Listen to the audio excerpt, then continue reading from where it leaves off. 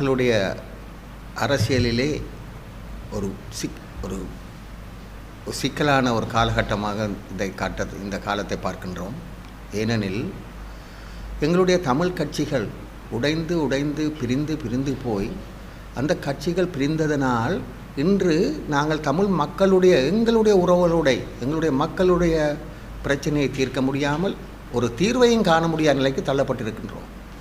என்னை பொறுத்தவரையிலே இதற்கு முக்கியமான காரணம் யாரையும் பிழை சொல்ல முடியாது. ஏனென்றால் எங்களுடைய ஒற்றுமையின்மை தான் தெற்கத்திய அரசியலுடைய பலமாகவும் எங்களுடைய பலவீனமாக காணப்படுவது என்பதை நாங்கள் மறந்துவிடக்கூடாது. நாங்கள் கடந்த முறை தேர்தலை பார்த்தாலும் தொடர்ச்சியாக, அதாவது 2-3 கட்சிகளாக இருந்த கட்சிகள் இப்பொழுது 78ஆம் ஆண்டு அரசியலமைப்பை கொண்டு வந்து அந்த அரசியலமைப்பின் மூலம் கட்சிகள் அதன் பலனாக என்ன நடந்தது என்றால் எல்லோரும் கட்சிகள் உருவாக்க துவங்கினார்கள். அந்த கட்சிகளை உருவாக்கி இருந்தாலும் கூட இன்றைய நிலையை பார்ப்போமா இருந்தால் ஒரு கட்சியிலே, அதாவது தமிழரசு கட்சி எடுத்துக்கொண்டால் தமிழரசு கட்சி தான் தமிழ் மக்களுடைய முக்கியமான பிரதான கட்சியாக இருந்தது. ஆனால் அந்த கட்சி என்ன நடந்தது? 2009ஆம் ஆண்டுக்கு பிறகு மிகவும் கவலைக்குரிய விடயம், 2009ஆம் ஆண்டுக்கு பிறகு இந்த கட்சி சிதறடிக்கப்பட்டு விட்டது. உதாரணமாக பார்ப்போமா இருந்தால் கடந்த தேர்தலிலே யாழ் மாவட்டத்திலே, கிளிநொச்சி, யாழ்ப்பாண மாவட்டத்திலே 6 பாராளுமன்ற உறுப்பினர்கள் தெரிவு செய்யப்படுகிறார்கள். ஆனால் கவலைக்குரிய விஷயம் என்னவென்றால் இந்த தமிழரசு கட்சி, நான் முன்னர் இருந்த கட்சி, 15 ஆண்டுகள் அந்த கட்சியில் இருந்தவன். ஆனால் இந்த தமிழரசு கட்சியினுடைய நிலைப்பாடு உடைந்து போய், எல்லா கட்சிகளும் உடைந்து போய், இப்போ தமிழரசு கட்சியை பொறுத்தவரையிலே ஒன்றொன்றாக வருவோம். தமிழரசு கட்சியை பொறுத்தவரையிலே ஒரே ஒரு பிரதிநிதி தான் கடந்த நவம்பர் மாதம் தெரிவு செய்யப்பட்டிருக்கிறார். அவரும் ஒன்றை கவனிக்க வேண்டும், அந்த பிரதிநிதி கூட அவரும் அதிகமான வாக்குகளை கிளிநொச்சியிலே பெற்றபடியால்தான் அவர் தெரிவு செய்யப்பட்டார். அவரும் அந்த கட்சியில் இல்லாமல் இருந்தால் தமிழரசு கட்சிக்கு ஒரு ஆசனம் கூட கிடைத்திருக்காது. ஆகவே கொழும்பில் நீங்கள் பார்ப்போமா இருந்தால் தமிழரசு கட்சியை பொறுத்த வரைக்கும் 9 பேர் தேர்தலை போட்டியிட்டார்கள். அந்த 9 பேரிலே ஸ்ரீதரன் ஒருவராகவும் மிச்சம் சுமந்திரன் தலைமையில் 8 பேருமாக 9 பேர் போட்டியிட்டார்கள். அந்த 8 பேரும் சுமந்திரன் தலைமையிலே போட்டியிட்ட அனைவருமே மக்களால் தூக்கி எறியப்பட்டார்கள்.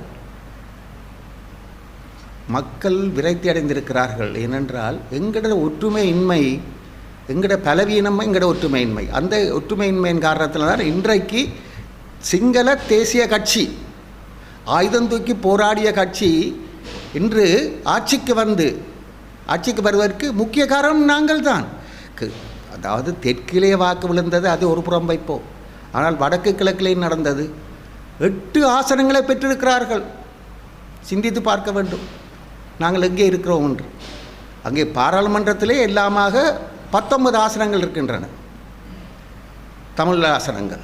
அதிலே 8 ஆசனங்கள் தமிழ் ஆசனங்களாகவும் தமிழரசு கட்சிக்கும், அதே போல் 8 ஆசனங்கள் எம்பிபிக்கும் ஜேவிபிக்கும் 8 ஆசனங்கள். ஆகவே பாருங்கள் எங்கே நடக்கின்றது என்று. அதை விட இன்னும் திரு செல்வம் அடைக்கலநாதன், மற்றது சுயேட்சாக கேட்ட அர்ஜுனா ராமநாதன் பார்த்தோமா இருந்தால் அங்கே எல்லாமாக இந்த நிலைமை வந்திருக்கின்றது.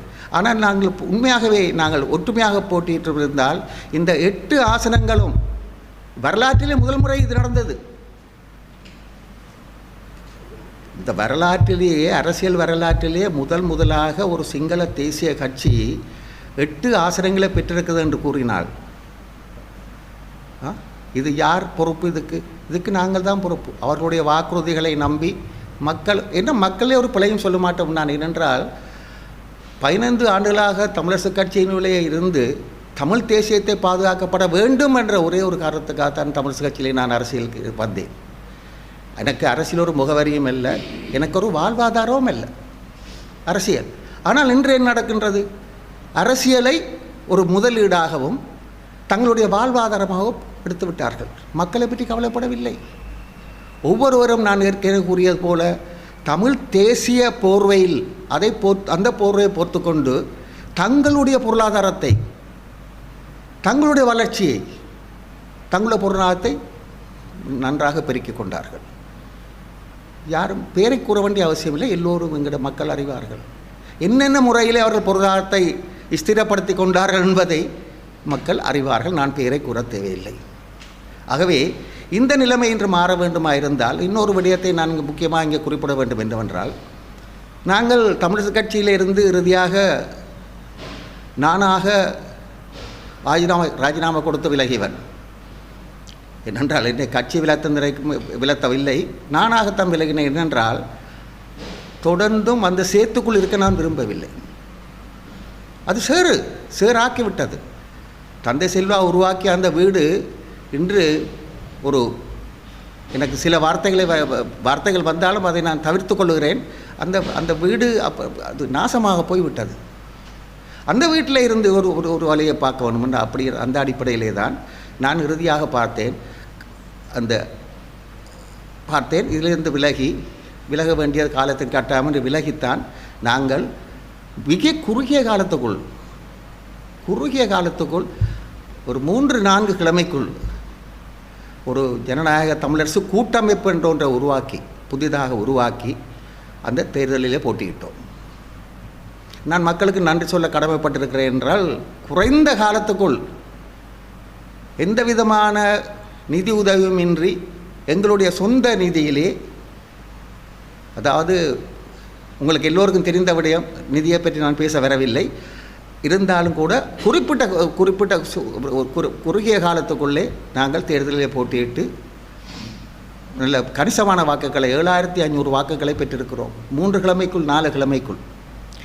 இதை ஏன் கூற வருகிறேன் என்று சொன்னால், இதற்காக நான் போட்டியிட்டமோ ஜனநாயக தமிழ் தேசிய விரோத சக்திகள், மீண்டும் கூறுகிறேன், தமிழ் தேசிய விரோத சக்திகள் அரசியலிருந்து ஒதுக்கப்பட வேண்டும். குறிப்பாக ஒருவர், அதை பேரை நான் கூறவில்லை, எல்லோருக்கும் தெரியும். அந்த நோக்கத்திலே நான் போட்டியிட்டேனே தவிர நாடாளுமன்றம் செல்ல வேண்டும் என்று நான் போட்டியிடவில்லை.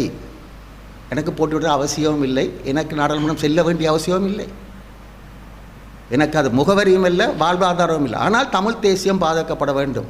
இதற்காக நாங்கள் போட்டியிட்டோமோ அது வெற்றி அளித்தது. அந்த யாரு நாடாளுமன்றம் செல்லக்கூடாது என்று கருதினோனோ அவர் மக்களால் தோற்கடிக்கப்பட்டார். ஆகவே மக்கள் மிக தெளிவாக இருக்கிறார்கள். ஒரு விடயத்தை நான் கூற ஆசைப்படுகிறேன் என்னவென்றால், முக்கியமான விடயம் என்னவென்றால், நாங்கள் தேர்தலிலே, அதாவது ஜேவிபி என்கிற என்பிபி இவ்வளவு ஆசனங்களை பெறுவதற்கு முக்கியமான காரணம் எங்களோட ஒற்றுமையின்மை தான் காரணம். தமிழரசு கட்சியினுடைய வேட்பாளர் அறிமுகத்திலே திரு சுமந்திரன் அவர்கள் கூறியிருந்தார், தாங்கள் அழைத்ததாகவும் உதிரி கட்சிகள் 2 பேர் 3 பேருள்ள உதிரி கட்சிகள் வந்து அதற்கு இணக்கம் தெரிவிக்கலை என்றும், ஆகவே அவர்கள் புறக்கணிக்க வேண்டும் என்று கூறினார். நான் மிகவும் தாழ்மையாக கூறிக்கொள்ள விரும்புவது என்னவென்றால், தமிழ் தேசிய முக்கியமானபடியாக தமிழரசு கட்சிக்கு பிறகு நாங்கள் தமிழ் தேசிய கூட்டமைப்பு உருவாக்கப்பட்டது. ஒப்பாரும் மிக்காரும் தலைவர்களாக உருவாக்கப்பட்ட விடயம். அந்த தமிழ் தேசிய கட்சிக்குள்ளே பிரச்சனைகள் இருக்கலாம், அது வேறு விடயம். வீட்டுக்குள்ளேயும் பிரச்சனை இருக்கின்றது.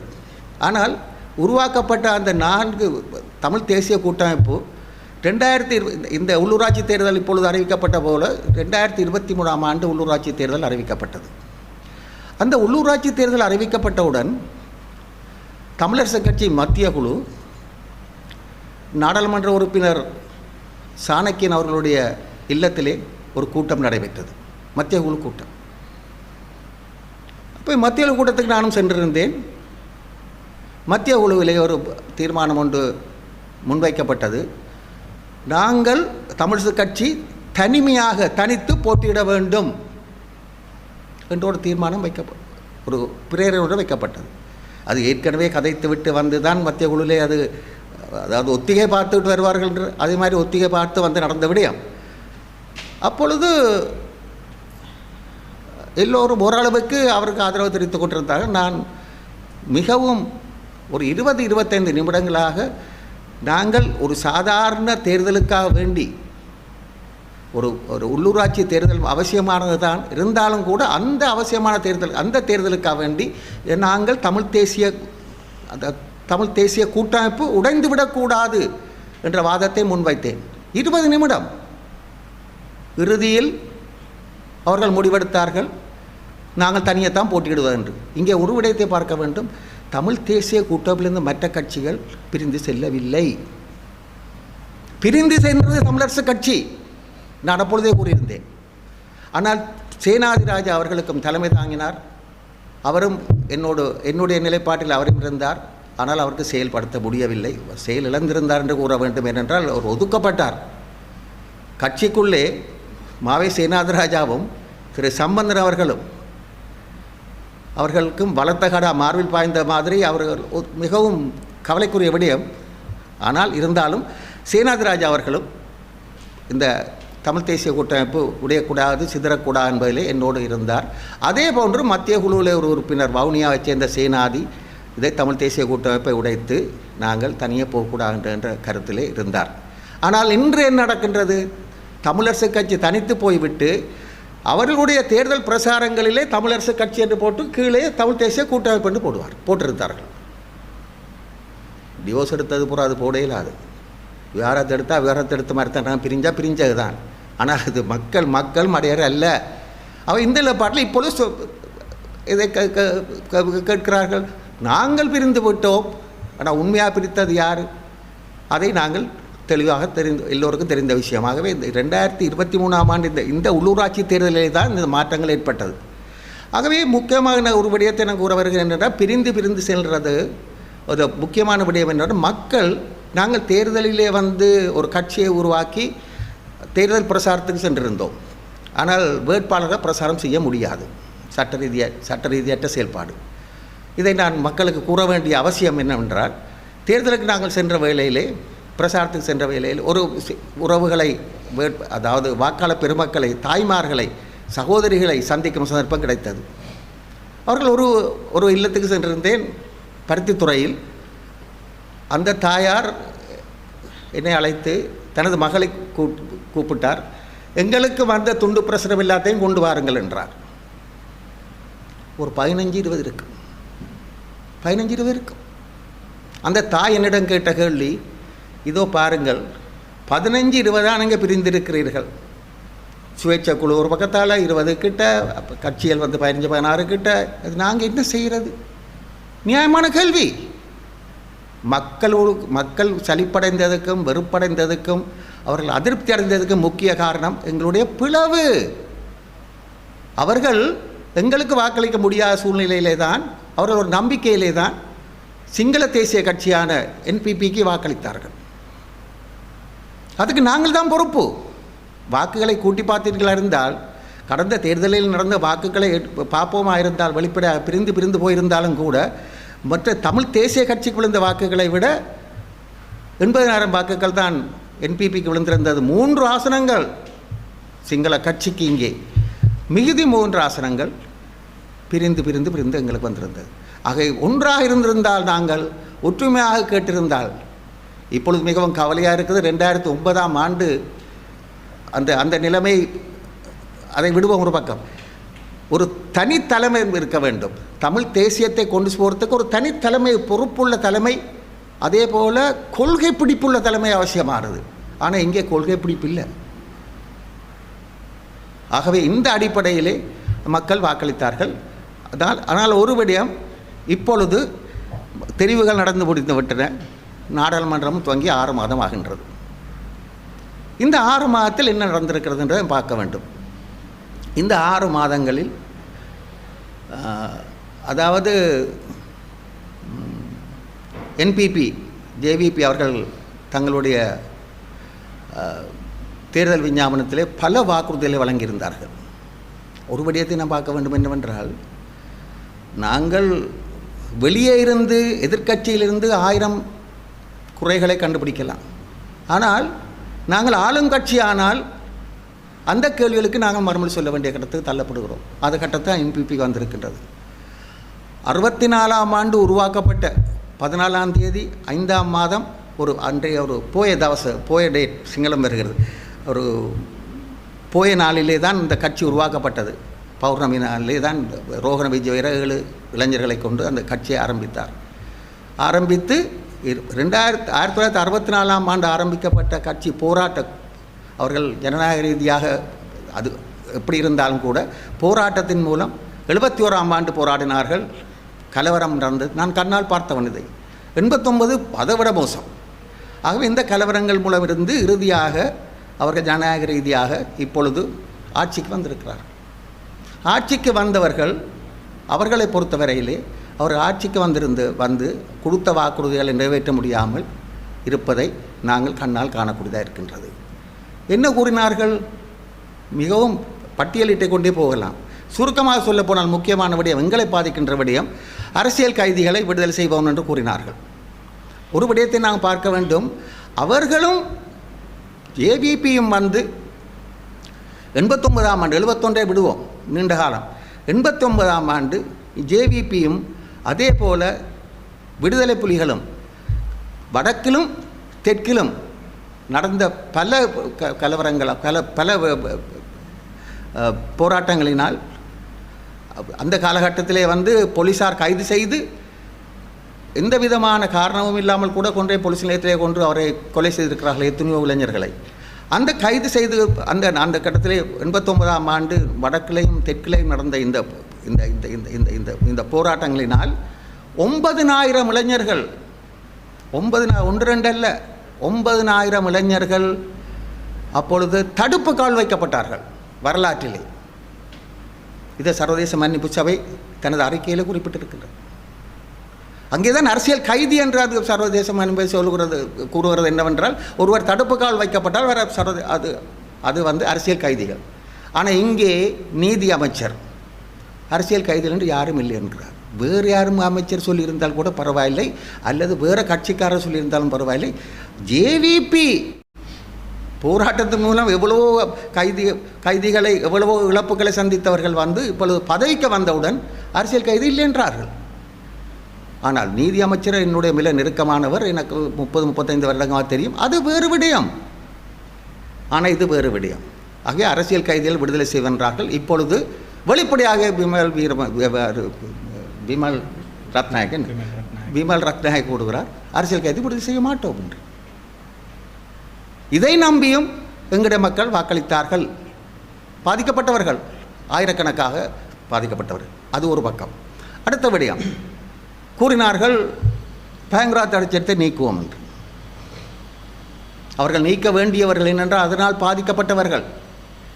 89ஆம் ஆண்டு 89ஆம் ஆண்டு 91ஆம் ஆண்டு ஆயிரக்கணக்கான கைதிகள், ஜேவிபியினுடைய கைதிகள், ஜேவிபிக்கு போராட்டம் நடத்திய கைதிகள் கைது செய்யப்பட்டார்கள். அவர்களுக்கு வழக்குகள் தாக்கல் செய்யப்பட்டன. நானும் பல வழக்குகளில் ஆஜரானேன் சட்டத்தின் முறையில். இப்போது கவலைக்குரிய விடயமாக இருக்கிறது, அந்த பயங்கரவாத தடை சட்டத்தை நீக்குவதாக கூறியவர்கள் இன்று வெளிப்படையாகவே பயங்கரவாத சட்டத்தை நீக்கப் போவதில்லை என்ற நிலைப்பாட்டிலே அவர்கள் இருக்கிறார்கள்.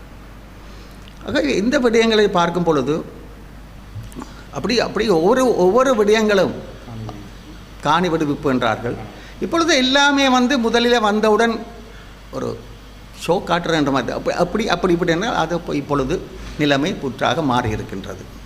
அவர்கள் அறகல போராட்டத்தின் ஒரு விடயத்தை நாங்கள் பார்க்க வேண்டும். அறகல போராட்டத்தின் ஒரு பிரதிபலிப்பு தான் இந்த ஆட்சிக்கு, இந்த ஆட்சியாளரை வருவதற்கு, ஆட்சிக்கு வருவதற்கு ஒரு காரணம் என்பதை நாம் மறந்துவிட முடியாது இலங்கை வரலாற்றிலே. ஆனால் என்ன நடந்தது? அறகல போராட்டத்தை நடாத்தியவர்களை கைது செய்து பயங்கரவாத சட்டத்துக்களே தடுப்பு கால் வைக்கப்பட்டார்கள். அப்பொழுது இந்த ஜேவிபி குரல் கொடுத்தது.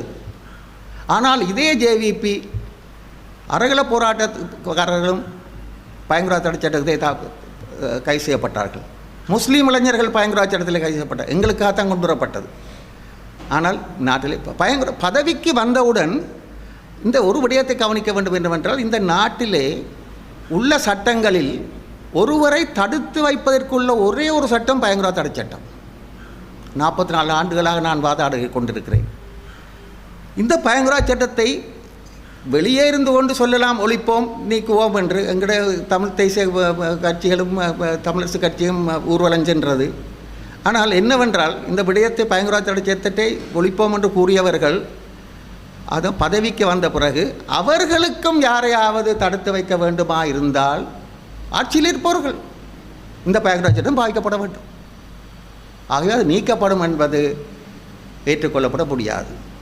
ஆனால் அதை நீக்கினால்தான் நாங்கள் ஜிஎஸ்டி சலுகை தருவோம் என்பார்கள். ஆனால் இவர்கள் இறுதியாக ஒன்றுமே நடக்கவில்லை. ஆகவே இந்த பயங்கரவாத சட்டமும் நீக்கப்படவில்லை.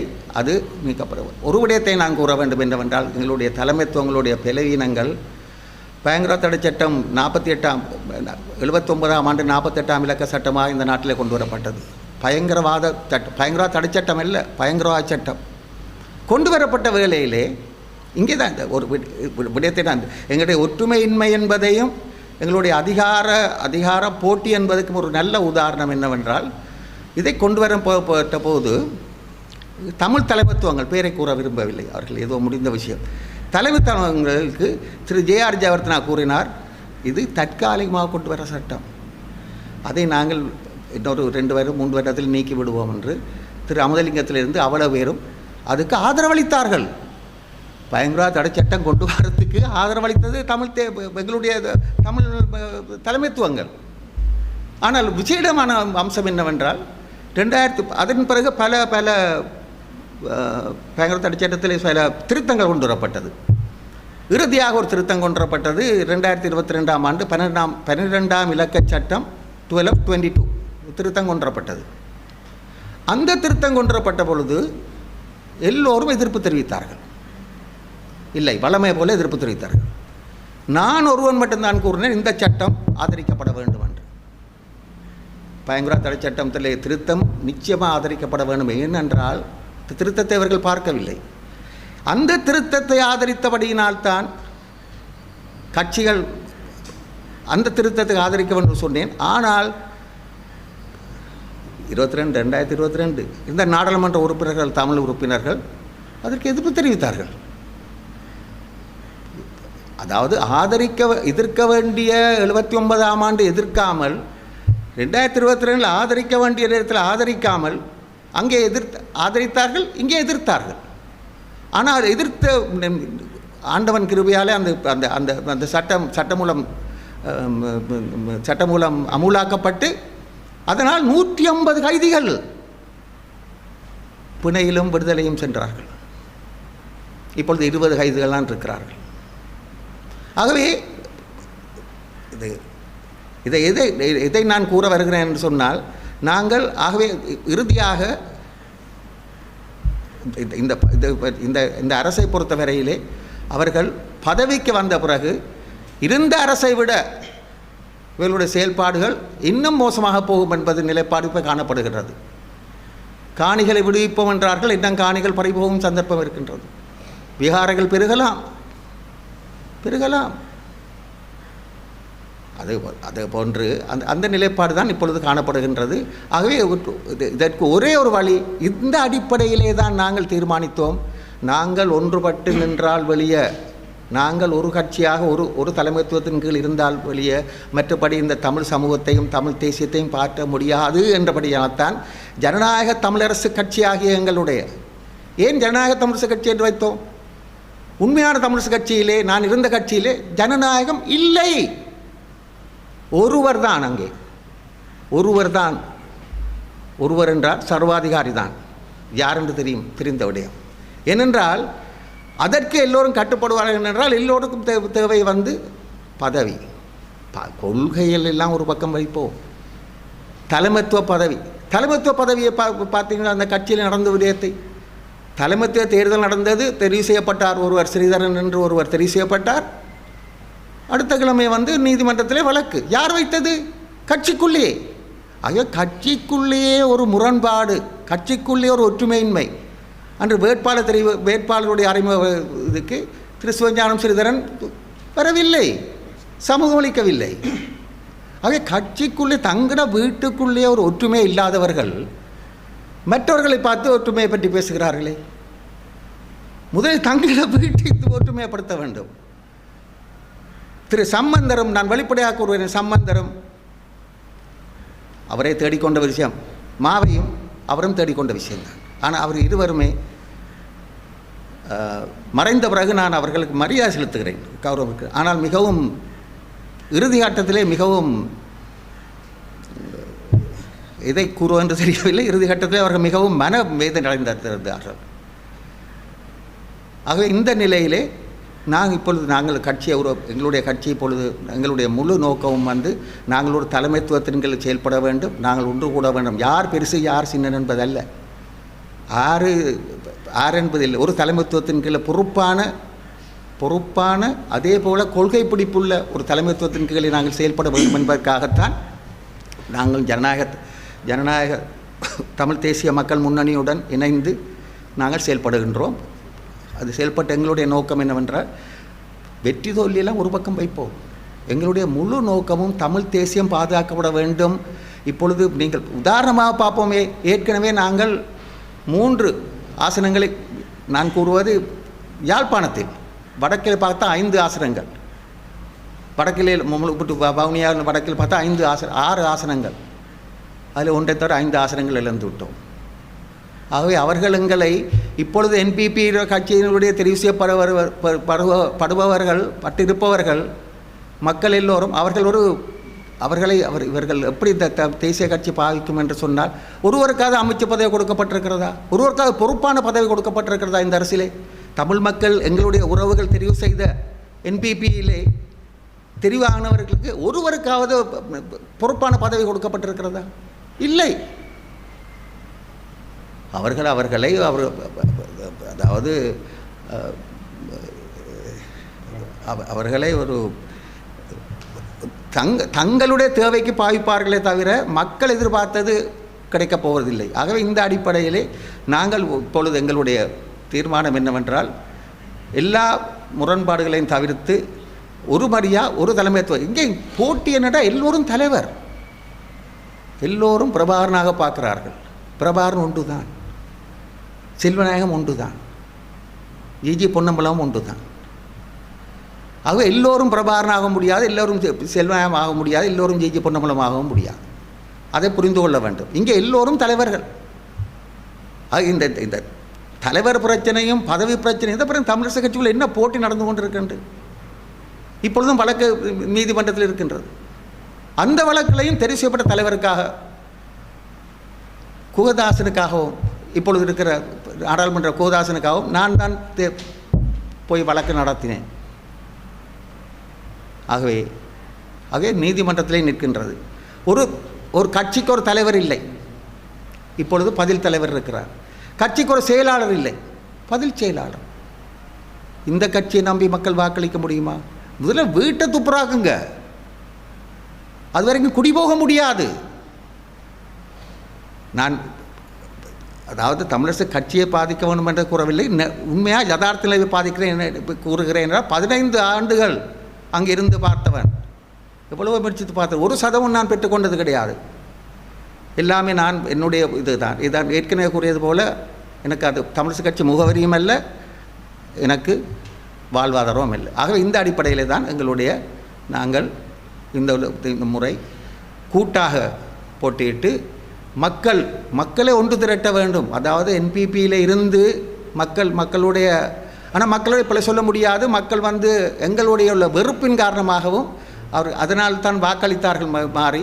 ஆனால் இப்பொழுது நடந்து கொண்டிருக்கிற விடயத்தை பார்க்கும் பொழுது எனக்கு நிச்சயமாக தெரியும், மக்கள் அப்பொழுது வாக்களித்தார்கள், ஆனால் இப்பொழுது தெற்கிழமை மதிய நிலப்பாடு தான். ஆகவே மக்கள் மீண்டும் எங்களோடு இணைந்து செல்வார்கள், எங்களுக்கு வாக்களிப்பார்கள். நிச்சயம் ஒரு விடயத்தை நீங்கள் பார்க்க வேண்டும் என்னவென்றால், தமிழ் தேசிய கூட்டமைப்பு இருந்தது தானே, இப்பொழுது தமிழ் தேசிய கூட்டமைப்பு இல்லை. அந்த தமிழ் தேசிய கூட்டமைப்பு இப்பொழுது எங்கே என்று தெரியவில்லை. ஆனால் உண்மையாக பார்ப்போமா இருந்தால், தமிழ் தேசிய கூட்டமைப்பு நாங்கள் தான், எங்களுடைய அமைப்பு தான், தமிழ் தேசிய பேரவை தான் தமிழ் தேசிய கூட்டமைப்பு. அதுக்குரிய காரணம் என்னவென்றால், நான் 15 ஆண்டுகளாக கட்சியிலிருந்து வெளியேறி அந்த விரக்தியின் காரணமாக அங்கே தமிழ் தேசியம் தேய்ந்து அழிந்து கொண்டு போவதனால்தான் வெளியே நாங்கள் அதனால்தான் தமிழரசு ஜனநாயக தமிழரசு கட்சி என்ற பெயரிலே நாங்கள் இயங்குகின்றோம். ஆனால் அதே போல் நீங்கள் பார்ப்பீர்களா இருந்தால், மற்ற கட்சிகள் அனைத்தையும் பார்ப்பீர்களா இருந்தால், அங்கே ஒரு தனிப்பட்ட தலைமைத்துவம் இல்லை. யார் தலைவர்? திரு கஜேந்திரகுமார் பொன்னம்பலத்தை தவிர வேறு எந்த கட்சியை நீங்கள் எடுத்தாலும் அவர்களுடைய தலைமைத்துவத்தை பார்க்க ஒரு கேள்விக்குறியான தலைமைத்துவங்கள். ஆகவே அந்த ஒரு தலைமத்துவத்தின் கீழ் தான் ஒன்றுபட வேண்டும். ஏனென்றால் நாங்கள் ஒன்றுபடுறது பொது நோக்கத்துக்காக, தனிப்பட்ட சுயநலத்துக்காக இல்லை. ஆகவே அந்த அடிப்படையிலே தான் நாங்கள் இப்பொழுது என்ன பொறுத்த வரைக்கும், அதே போன்று திரு அருந்தோபாலன் அவர்களை பார்த்தாலும் அவரும் தமிழிசை கட்சியிலேருந்து 2009ஆம் ஆண்டுக்கு பிறகு 15 பேருக்கிட்ட தமிழிசை கட்சியிலேருந்து, ஈவன் கஜேந்திரகுமார் கூட தமிழிசை கட்சியில் இருந்து தமிழ் தேசிய கூட்டமைப்பில் இருந்து தான் வெளியேறினார். வந்து தான் தமிழ் தேசிய மக்கள் முன்னணி என்ற ஒரு அமைப்பை உருவாக்கினார். ஆகவே இவர்கள் அனைவருமே தமிழ் தேசிய பற்றாளர்கள். அது ஐங்கரநேசனாக இருந்தாலும் சரி, திரு அண்ணன் ஸ்ரீகாந்தாவாக இருந்தாலும் சரி, அருந்தோபாலனாக இருந்தாலும் சரி, அவர்கள் அனைவருமே எல்லாம் தமிழ் தேசிய பெற்றுள்ளவர்கள். தமிழ் தேசிய, அதாவது தமிழ் தேசிய கூட்டமைப்பு என்று ஒன்று இருக்குமா இருந்தால் அது தமிழ் தேசிய பேரவை தான் தமிழ் தேசிய கூட்டமைப்பு.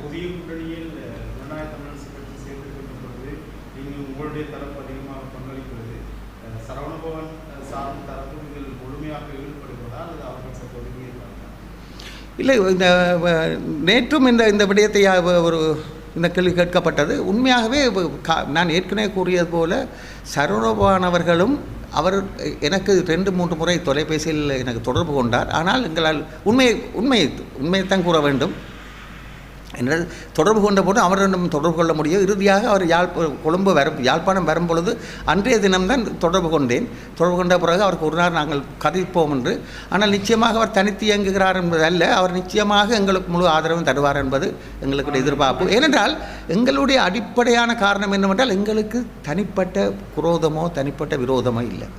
எங்களுக்கு தேவை நாங்கள் ஒன்றாக இணைய வேணும், ஒன்றாக சேர வேணும். அது தவறுகள் பிள்ளைகள் பிடிக்கிறதா எல்லாரையும் பிடிக்கலாம், என்னையும் பிடிக்கலாம், யாரிலையும் பிடிக்கலாம். அதல்ல இங்கே விஷயம். ஒரு பொது நோக்கு, அந்த பொது நோக்கு, அந்த குறிக்கோளை கொண்டு நாங்கள் ஒன்றாக செயல்படும். அது சொல்லுவாங்க STFன்னு சொல்லுவாங்க, டாஸ்க் ஃபோர்ஸ் என்றால் ஒரு விடயத்தை கூறினால் அது அந்த செய்ய வேண்டும், அதுக்கு கேள்வி கேட்க முடியாது. அப்படி ஒரு தலைமத்துவத்தின் கீழே ஒன்றாக இணைய வேண்டும் என்ற அடிப்படையிலே தான் நாங்கள் இணைந்திருக்கிறோம். அது சரியான தலைமத்துவம் என்பதில் எந்த மாற்றுக்கருத்தும் இருக்க முடியாது. ஏனென்றால் மற்ற எல்லா கட்சிகளையும் எடுத்தாலும் பிரச்சனை, தமிழிசை கட்சி எடுத்தாலும் பிரச்சனை தான் இருக்கிறது. மற்ற எல்லா கட்சிகளும் உள்வீட்டு பிரச்சனை. ஆனால் இங்கே தமிழ் தேசிய மக்கள் முன்னிலை அந்த பிரச்சனை இல்லை. தலைமத்துவம் இன்று வரைக்கும் அந்த தலைமத்துவம் தொடர்ந்து இருக்கின்றது. தலைமத்துவ போட்டி இல்லை, செயலாளர் போட்டி இல்லை. அது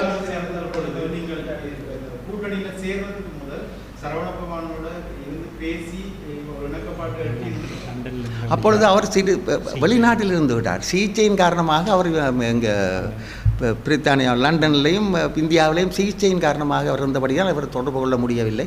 நிச்சயமாக அவர் எங்களுக்கு ஆதரவளிப்பார். அவரும் ஒரு ஜனநாயக தேசிய பிறப்பில் உள்ளவர். நிச்சயமாக அவர் எங்களோடு இணைவார் என்பதில் எந்த சந்தேகமும் இல்லை. ஆனால் எங்களுக்கு இப்போ இதுதான் இந்த தேர்தல் வந்துவிட்டது, இன்னொரு இதுவும் இருக்கின்றது. அடுத்தடுத்து இதோடு முடிய போகிறது இல்லை. அதனுடைய அவர் நிச்சயமாக இணைவார். என்ன அவருக்கு வேறு இணைகிறது வேறு இடமும் இல்லை.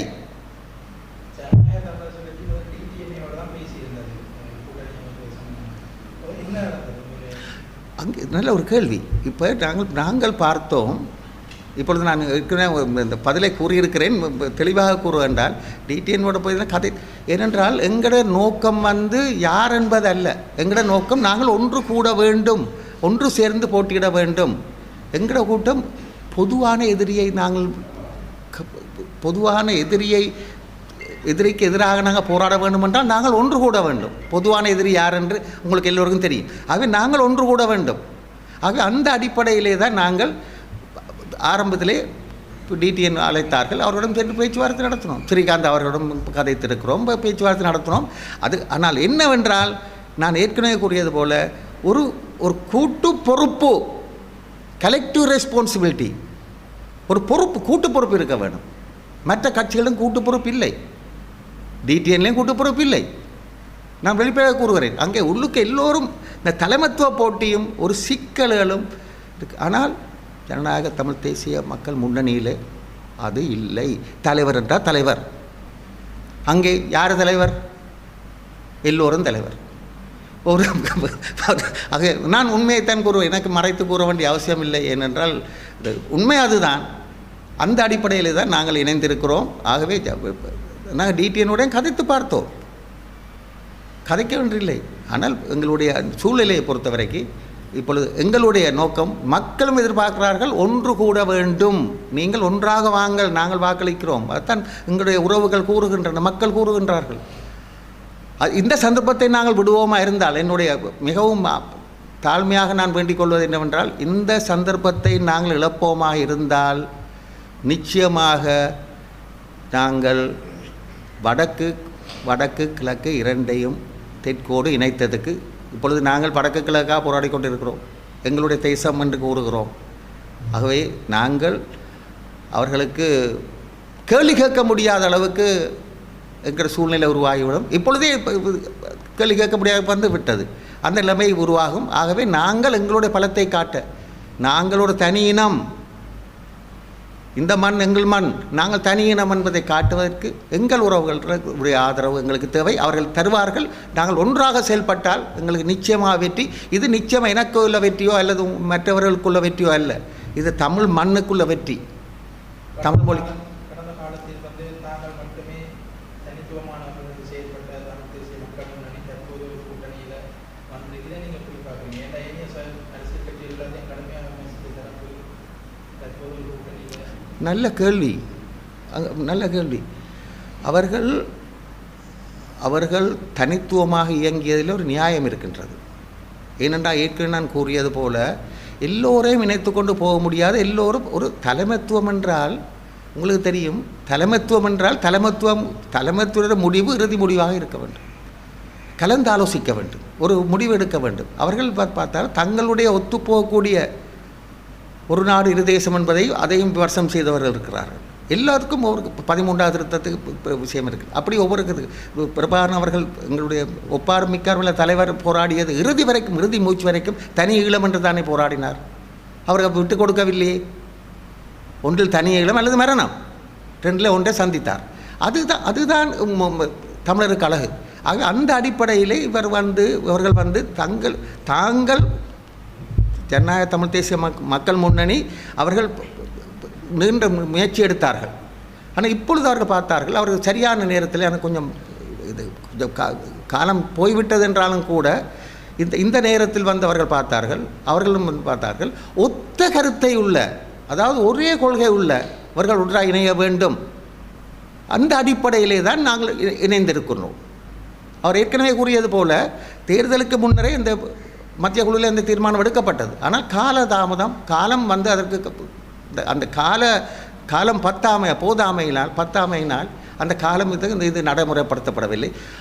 ஆண்டவன் கிருபையால் இப்பொழுதாவது தமிழினம் பாதுகாக்கப்பட வேண்டும் என்பதற்காக இறுதியாக இந்த தேர்தலுக்கு முதலாவது நாங்கள் ஒன்றிணைந்திருக்கிறோம். ஆகவே ஒன்றிணைந்ததுக்கு ஒரே கொள்கையில் ஒன்றிணைந்திருக்கிறோம்.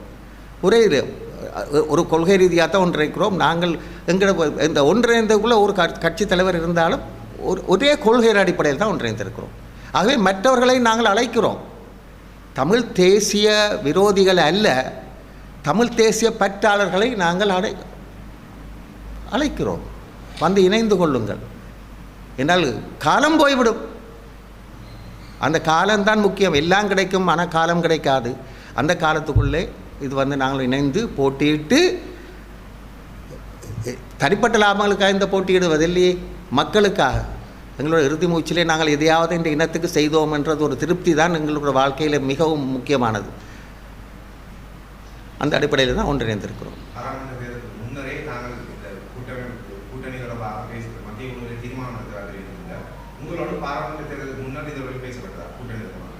இல்லை, கூட்டணி தொடர்பாக அவர்கள் பேச்சுவார்த்தை பேசியிருந்தார்கள் தான். ஆனால் நாங்கள் என்னோட காலம் மிகவும் சுருக்கமாக இருந்தது. இப்பொழுதும் பார்த்தீர்களான்னு சொன்னால் இப்போ திடீரென்று அறிவித்தபடியினால் தேர்தலும் எங்களுக்கு இடையிலே திடீரென்று ஒரு குறுகிய காலத்துக்குள்ளே தான் வந்தது. ஆகவே எங்களுக்கு சரியாக ஒரு பேச்சுவார்த்தை நடத்தி அதை ஒரு அமைப்பாக கொண்டு வரத்துக்கு நேர காலம் சந்தர்ப்பம் வழங்கவில்லை.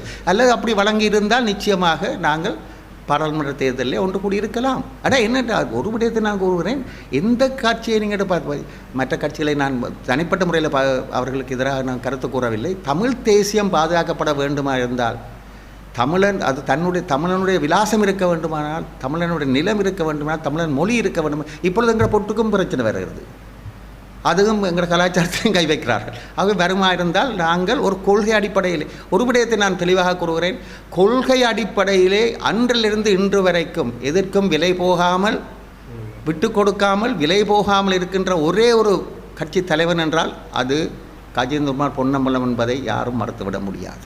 முக்கியமாக ஏன் ஒன்றிணைந்தோம் என்று நான் கருத்தை கூறியிருந்தேன். ஒரு சரியான தலைமைத்துவத்தின் கீழ் ஒன்றிணைய வேண்டும் என்றது எங்களுடைய எதிர்பார்ப்பு. ஒரு நாள் 2 நாளாக நாங்கள் திடீரென்று எடுத்த முடிவல்ல. திரு கஜேந்திரகுமார் பொன்னம்பலம் அவர்களுடன் அவர்களுடைய ஜனநாயக தமிழ் தேசிய மக்கள் முன்னணியுடன் இணைந்து செயல்பட வேண்டும் என்று நாங்கள் முடிவெடுத்தோம்.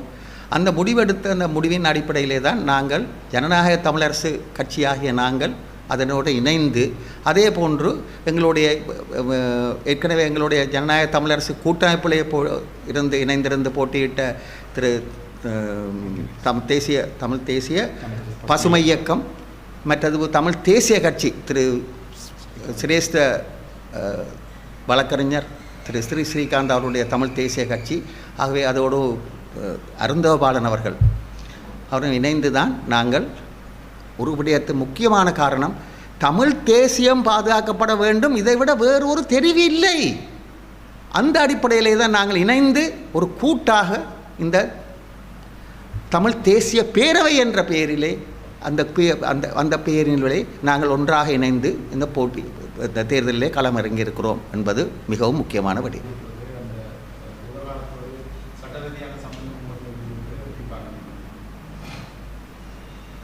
நீங்கள் எங்களுடைய உறவுகள் எதிர்பார்த்திருக்க மாட்டார்கள். இந்த அரசு வந்தவுடன் ஒரு விசாரணை ஆரம்பித்து விட்டார்கள். அதில் பட்டலந்த கமிஷன் அந்த விசாரணை இப்பொழுது அது ஜேவிபியின் உந்தலினால் தான் இந்த விசாரணை ஆரம்பிக்கப்பட்டிருக்கும் என்று நான் கருதுகின்றேன். அவர்கள் 89ஆம் ஆண்டு 71ஆம் ஆண்டு 64ஆம் ஆண்டு இந்த கட்சி ஜேவிபி உருவாக்கப்பட்டாலும் 71ஆம் ஆண்டு ஒரு கிளர்ச்சி என்று ஏற்பட்டது. அதன் பிறகு 89ஆம் ஆண்டு கிளர்ச்சி. அந்த கிளர்ச்சி காலகட்டத்திலே தான் இந்த பட்டலந்த என்ற கமிஷன் பட்டலந்த என்ற இடத்திலே ஒரு வதை முகாம் ஒன்று உருவாக்கப்பட்டது.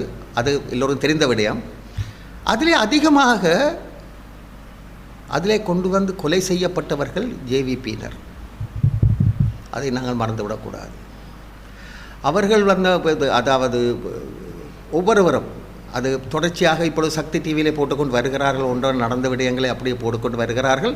அதுதான் நடந்த விடயம். ஆனால் இது எல்லாம் மூடி மறைக்கப்பட்டது. ஒரு விடயத்தை பார்க்க வேண்டும் என்னவென்றால், அதாவது பச்சையின் நீளமும் தான் தொடர்ச்சியாக நாடு சுதந்திரமடைந்த நாளிலிருந்து ஆட்சிக்கு வந்தது பச்சையின் நீளமும். ஆனால் இந்த சிவப்பு இப்போ வந்திருக்க சிவப்பு எல்லாம் எத்தனையோ தரம் இந்த அரசுக்கு ஆதரவளித்திருக்கிறது, ஆதரவளித்து அமைச்சு பதவியும் பெற்றிருக்கிறது, இல்லை என்று கூறப்பட முடியாது, அது இருக்கிறது. ஆனால் முதலாக 2024ஆம் ஆண்டு தான் இந்த ஜேவிபி என்ற பெயர் மாற்றம் அடைந்து என்பிபி ஆகி அது ஆட்சிக்கு வந்திருக்கிறது. அப்பொழுது அதிகாரத்துக்கு வந்து விட்டார்கள். அவர்கள் வெளியே இருந்து இப்பொழுது ஜனாதிபதி அவர்கள் எத்தனையோ குற்றச்சாட்டுகளை சுமத்தினார், எத்தனையோ செய்து எல்லாம் மக்களுடைய ஆதரவு பெற்று எல்லோரும் மக்கள் நம்பி ஆதரவை பெற்று இப்பொழுது ஆட்சிக்கு வந்திருக்கிறார்கள். ஒரு விடயத்தை நாங்கள் பார்க்க வேண்டும் என்னவென்றால், இந்த காலகட்டத்துக்குள்ளே அதாவது சுதந்திரம் அடைந்து இந்த நாடு சுதந்திரம் அடைந்த பிறகு நாங்களுடைய போராட்டங்கள் 56ஆம் ஆண்டு 58ஆம் ஆண்டு எங்களுடைய போராட்டங்கள் எல்லாம் ஜனநாயக ரீதியான போராட்டங்களால் நசுக்கப்பட்டு 2009ஆம் ஆண்டு ஆயுத ரீதியான ஜனநாயக அந்த போராட்டம் கூட முடிக்கப்பட்டது, அது மௌனிக்கப்பட்டது.